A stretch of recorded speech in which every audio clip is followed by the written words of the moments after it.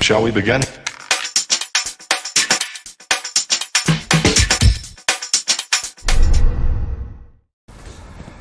Bonjour, Patrick, Végétosphère. Aujourd'hui, nous allons faire une petite chronique très rapide sur les terreaux, la différence des terreaux, pourquoi mettre une certaine somme dans un terreau.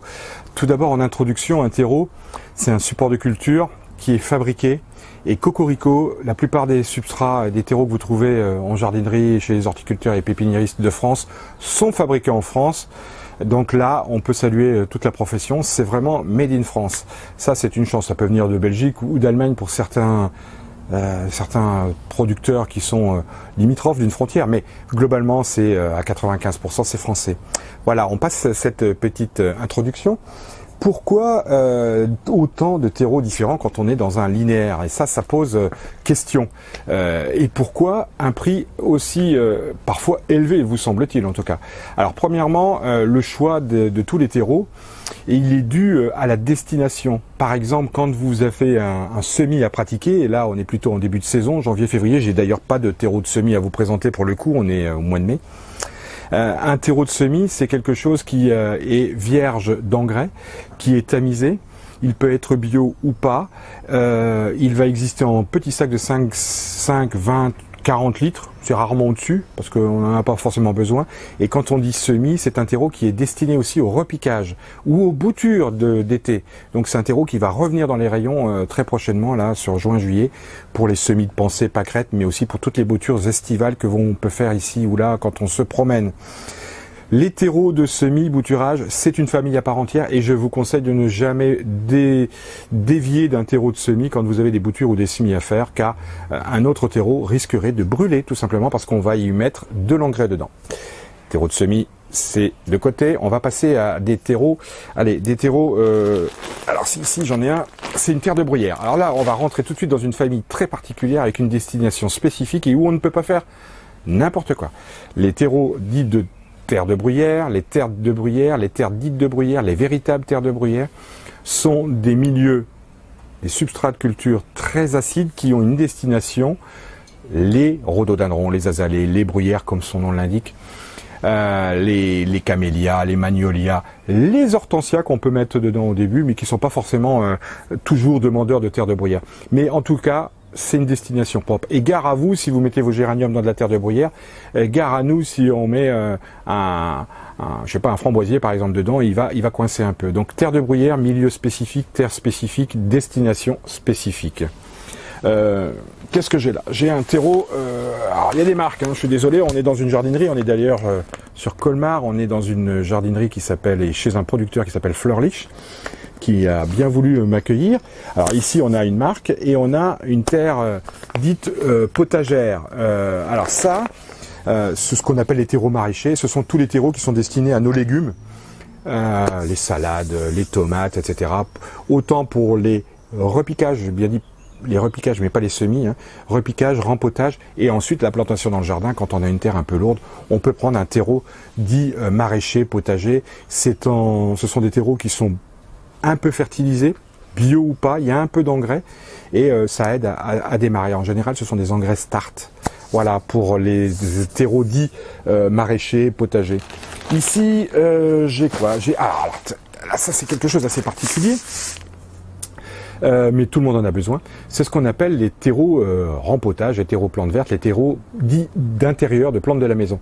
Et ces terreaux ont l'intérêt d'être particulièrement filtrants, ils ont une destination plante de la maison, donc ce sont souvent des substrats qu'on malmène, des plantes qu'on malmène parce qu'on oublie de les arroser, on les fertilise pas toujours, on les rempote pas tous les 3-4 ans comme il faudrait, hein. D'ailleurs la règle c'est plutôt tous les 2 ou 3 ans, rempotage, mais personne ne le fait systématiquement. Donc ce sont des terreaux qui ont une destination propre, on sait que ces terreaux sont faits pour être endurants dans le temps, donc rempotage, plante de la maison. Il est moins bon pour les plantes d'extérieur. Ça serait d'ailleurs dommage de l'utiliser pour les plantes d'extérieur. Donc les terreaux, plantes vertes, rempotage, plantes fleuries de la maison, hein, ça marche aussi, c'est pas le souci. Voilà, ça c'était les terreaux, plantes de la maison. Maintenant, on va passer à un champion toute catégorie parce qu'il est très ponctuel. Il va se proposer du mois de mars, février-mars pour le sud, jusqu'à juin, juillet maximum dans tout le reste de la France. C'est ce qu'on appelle le terreau géranium. Mais ne vous arrêtez surtout pas sur le nom, il est destiné à toutes les plantes de jardinière. Ce sont des terreaux qui ont la capacité de ne pas s'écraser comme de vulgaires semelles de chaussures au bout de 2 ou 3 semaines dans la jardinière. Ce sont des terreaux qui ne s'écrasent pas, qui ont une très bonne capacité d'enracinement pour les géraniums, qui ont une très bonne résistance à ces fluctuations de température. Dans une jardinière, il peut faire 40 degrés dans une journée, hein, quand il en fait 30 dehors. Si pour le peu que votre jardinière soit foncée, c'est un enfer. Et ces terreaux ont vraiment une capacité d'accueil pour les géraniums, les dipladénias et toutes ces plantes annuelles que nous mettons en jardinière tout au long de l'année. On pourrait même l'utiliser pour les jardinières d'automne, ça ne pose aucun problème. C'est vraiment un terreau et qu'il faut remplacer tous les ans. J'insiste, parce que souvent on garde le terreau. Il faut savoir que le terreau dans une jardinière de 8 ou 10 litres, il est exsangue en fin de saison, il n'a plus rien dans le coco, il est vraiment fichu. Donc ça, vous le mettez de compost ou vous l'étalez dans votre potager. C'est un terreau qui n'a plus rien à proposer, sauf peut-être à enrichir un petit peu votre jardin. Mais en ce qui concerne les milieux fermés, les contenants, les jardinières, les bacs, il est fichu au bout de quelques mois. Donc 1 an, il passe au compost. Voilà, ça c'était pour les terreaux géranium qui, vous l'avez compris, ne s'arrêtent pas aux terreaux géranium, aux plantes de géranium. Alors, voilà quelque chose qui est très demandé parce que ça fait partie d'un mouvement qui consiste à avoir des plantes méditerranéennes, que ce soit des agrumes, c'est d'ailleurs le nom, des lauriers roses, des bougainvilliers, toutes ces plantes que nous aimons tellement, qui nous rappellent le sud pour tous ceux qui y habitent le nord, eh bien les terreaux agrumes sont particulièrement bons. Alors ce sont des terreaux qui sont un peu plus lourds. La masse nette est un peu plus importante que pour le terreau géranium qui, semblait-il, avait l'air plus léger. Et pourtant on est dans du 20 litres. Hein. Donc le 20 litres, ça n'a pas forcément la même masse nette. Ça c'est une question de répartition et d'intrants, de produits qui se trouvent dedans. Il y a un peu plus d'argile là-dedans. Ces terreaux donc sont destinés à toutes les plantes méditerranéennes, du palmier, de l'agrume, du laurier rose, du bougainvillier, du datura et j'en passe. Donc rempotage tous les 2-3 ans, là aussi c'est nécessaire. Si on est en présence d'un terreau horticole ou terreau universel, alors ça c'est une famille qui, quand vous n'avez pas de vendeur dans un rayon, je peux vous garantir que il y a peu de chances que vous vous trompiez. Il y a 2 choses pour lesquelles il n'est pas destiné. Donc il porte le nom universel ou horticole selon les endroits où vous vous trouvez. C'est un passe-partout, il est universel. Il faut juste pas faire les semis avec, il faut juste pas le destiner aux plantes de terre de bruyère. Ça c'était deux choses très particulières. Ça, c'est un passe-partout. On peut rempoter. Si vous voulez faire vos géraniums ou vos jardinières avec, pourquoi pas ajouter juste un peu de terre du jardin, un peu d'argile. Ça va lui donner une capacité à ne pas se rétrécir, à pas se réduire comme une peau de chagrin. C'est vraiment la grande cavalerie. Quand vous ne savez pas, prenez du terreau universel, du terreau horticole. Je vous garantis que ça fera parfaitement l'affaire. Sauf la terre de bruyère, sauf les semis-repiquages.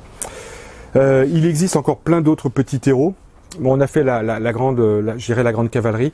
Je n'ai pas là sous les yeux le terreau de plantation, mais un terreau de plantation, ça va pour tous les arbres, les fruitiers, les rosiers que vous auriez à planter dans le jardin. C'est un terreau un peu plus lourd, un peu plus conséquent, un peu plus massif et riche aussi, parce qu'il va aider les plantes à s'installer dans le jardin. Donc, le terreau de plantation. Que puis-je vous dire? Le prix, c'était le deuxième sujet à aborder. Considérez que pour avoir un bon terreau, quelle que soit la marque, qu'il soit bio ou pas, considérez qu'un terreau en 20 litres, vous ne pouvez pas le payer, je dirais, moins de 6 €, 6,20 € le sac de 20 litres. Pour les 40 litres, on va monter à entre 8 et 10, 12 € selon les produits, les marques de terreau. Et pour les 70 litres, on est en général entre 13 et 15, 16 €, parfois plus encore, selon l'endroit où vous pourriez l'acquérir. Voilà pour les terreaux, et je rappelle, les terreaux, c'est du Made in France, c'est des produits de qualité, fabriqués avec des techniques bien rodées. Là, il faut y aller, Made in France, on consomme. Je vous rappelle que vous pouvez rejoindre la page Facebook Végétosphère pour une newsletter sur les terreaux et de faire un petit pouce et de vous abonner à la chaîne YouTube Végétosphère. Merci, à très bientôt. Au revoir. Shall we begin?